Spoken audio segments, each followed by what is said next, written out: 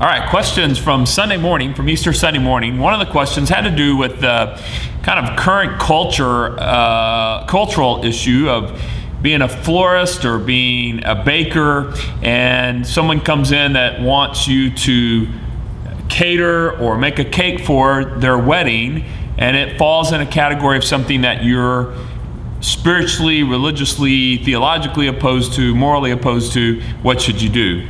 I think, first of all, this has to be with the conscience of each individual person, because the questioner asked, well, what if this gives them a chance to share the gospel with them? And that's a possibility. So this is a tough call, because each person has to make their own decision. Some people may say, you know what, I don't agree with the marriage, whatever it might be, whether it's because the couple is gay, or there could be a lot of other reasons why people might oppose it, such as it's a Christian marrying a non-Christian, or some other issue, whatever it might be, is that they would also say, you know what, this gives us a chance to minister to them, to encourage them, to share the gospel with them. And if I just cut them off and say, oh, I'm not going to do any business with you, they may not have that opportunity.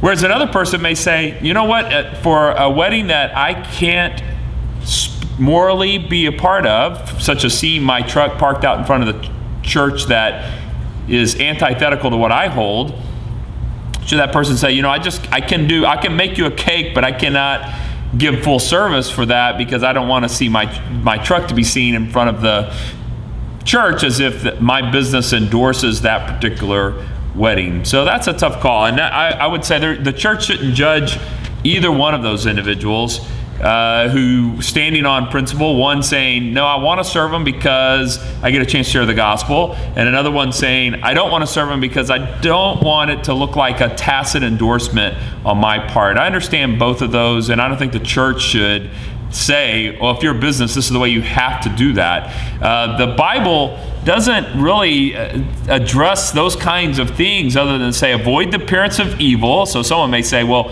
my truck parked in front of a wedding that's a gay wedding, for instance, or something, looks like an endorsement of gay marriage, and I don't want that. That looks like the appearance of evil. They may feel that way. Where someone else would say, it appears like evil if I turn them away at the door, and that I'm being unwelcoming and unhospitable, which is also a biblical standard. So on that, I think we have to allow freedom for each individual and each individual business. Now, I would say, you know, it's possible too that they could have some compromise there, where the florist says, look, I'll sell you all the flowers you want, but we only do full service florist work at a particular churches that we theologically agree with. The rest of them, hey, we'll service whatever you need, but you have to come get them here. We're not going to do it at someone's house. We're not going to do it at this place or that place, because we don't know theologically what's going on there. And that way, you're not just picking on a particular group like a gay marriage or someone who may be Hindu by background. I think I would be careful about those kinds of things, to just go, well, they just don't like this group or that group. But to say this really is a spiritual matter, where we only endorse weddings hosted at churches where we agree with their theological position. And all the others will service, but you have to come pick them up. Some compromise like that makes sense. I think that's probably where we'll wind up as this thing continues to unfold, is that florists and bakers that really do hold strict views on that will say, we only provide full service at certain churches. All the others we'll sell whatever product you want, but you have to come pick them up. It's not quite the same full service. And I think if you do it that way, that may be a good compromise. But in the end, it's on the conscience of each individual person. Now, here's the exception to that. I don't think this is true for the church. I don't think the church should host any old wedding that comes along, or that a minister should do the vows for any old wedding that comes along. That is an exception, and that's not just about gay marriage. That's about all kinds of things. If the minister feels like the couple is not spiritually mature enough to get married, and that this is a bad marriage, that ministers can decline. I have declined weddings for a variety of reasons. So this isn't about gay marriage in that regard. This is about all kinds of marriage issues. Pastors should hold to a higher standard of who they're going to do vows for. This is a sacred ceremony that has theological implications.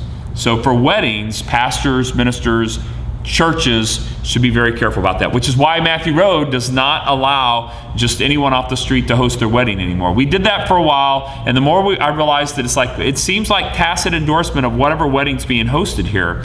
And any guest that comes into this facility that comes in and sees a wedding ceremony, and whatever's said during that ceremony, if it's a visiting minister or something like that, it looks like approval from our church for that wedding and for that minister's theological position.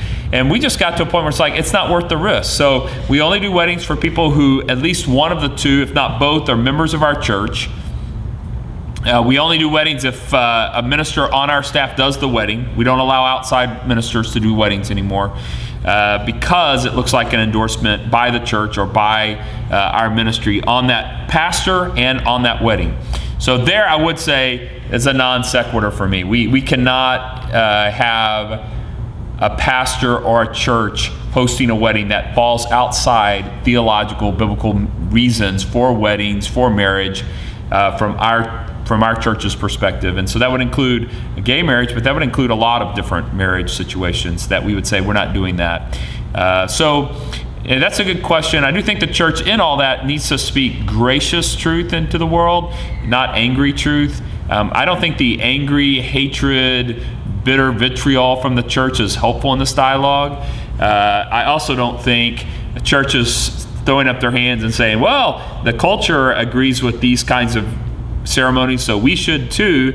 It will make us seem nicer. Well, that's not the ultimate goal of the church. The ultimate goal of the church is for people to see Christ, his death, burial, and resurrection, his standard of holiness, and his grace to all. And on that, we just say, hey, there's certain weddings we can endorse. We love you, but we're not going to give endorsement on something that just violates specific biblical principle. So I think that's how I would handle those things. All right, thank you very much.